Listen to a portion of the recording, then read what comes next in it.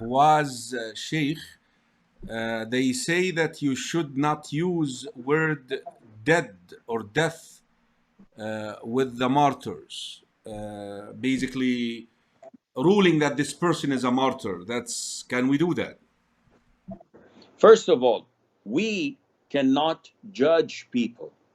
As Umar, may Allah be pleased with him, said, if I said that person is a martyr, then I'm saying he's in Jannah. Right. And we cannot judge people because we do not know how their ending was.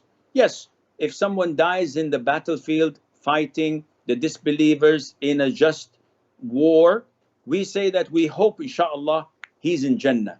We hope he is a martyr, but we cannot say he is a martyr. We say he died on the battlefield. No problem with that at all. نرجو له الشهادة.